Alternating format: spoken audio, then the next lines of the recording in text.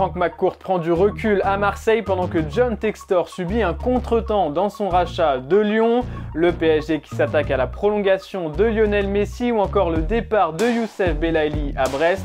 On en parle tout de suite dans notre journal du vendredi 30 septembre.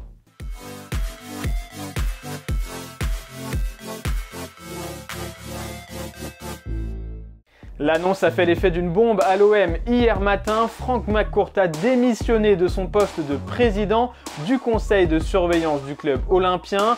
Une démission qui a rapidement relancé les rumeurs de vente, toujours aussi présentes dans l'environnement marseillais. Mais l'entourage de McCourt a tenu à rassurer tout le monde. Cette démission n'est absolument pas synonyme d'un retrait ou d'un désintérêt de la part de l'homme d'affaires américain. Au contraire, il s'agit simplement d'une réorganisation interne et McCourt a placé des hommes de confiance à sa place, à commencer par Barry Cohen, nouveau président et déjà présent au conseil de surveillance depuis le rachat en 2016. Autre fidèle du patron marseillais placé au sein de l'organigramme, Jeff Ingram. Ce dernier quitte le directoire du club marseillais où il est remplacé par Pedro Iriondo, le directeur de la stratégie. Un simple jeu de chaises musicales dans les hautes sphères de l'OM finalement, et la volonté de McCourt est également de se libérer du temps pour travailler sur les autres projets de son groupe, mais pas de prendre du recul puisqu'il reste en contact régulier avec le président Pablo Longoria. Le fantasme d'une vente de l'OM à l'Arabie Saoudite, comme évoqué régulièrement dans des rumeurs, n'est donc toujours pas d'actualité à Marseille. A noter que Jacques-Henri Hérault, l'ancien président olympien, va également quitter le conseil de surveillance pour se concentrer sur d'autres activités du groupe McCourt. Et si Frank McCourt va prendre du recul à Marseille, son compatriote John Textor va lui débarquer en force à Lyon. Mais tout ne sera pas officiel aujourd'hui alors que la vente était initialement prévue pour ce vendredi. Elle a été repoussée. À travers un communiqué, OL Group a annoncé que l'opération était toujours en bonne voie mais nécessitait un temps supplémentaire pour obtenir l'accord des banques créancières mais aussi finaliser la documentation juridique. Initialement prévue ce vendredi 30 septembre, la vente de l'OL est donc repoussée à une date ultérieure, mais John Textor va bel et bien devenir le futur propriétaire. Une nouvelle date sera annoncée dans les prochains jours pour boucler l'opération, une opération qui aurait d'ailleurs pu prendre une toute autre tournure puisque Chelsea a tenté une approche de dernière minute comme le révèle The Guardian.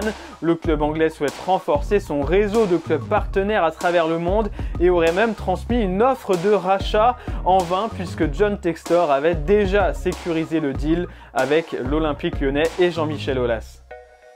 De retour en pleine forme avec le Paris Saint-Germain en ce début de saison, Lionel Messi sera libre de s'engager où il le souhaite dès le mois de janvier prochain. Car oui, pour rappel, au moment de son arrivée dans la capitale, l'Argentin n'avait signé un contrat que de 2 ans avec le PSG, soit jusqu'en juin 2023. La présence d'une option pour une année supplémentaire n'est toujours pas confirmée et pendant ce temps, les dirigeants qataris du PSG veulent rapidement sécuriser l'avenir du septuple Ballon d'Or.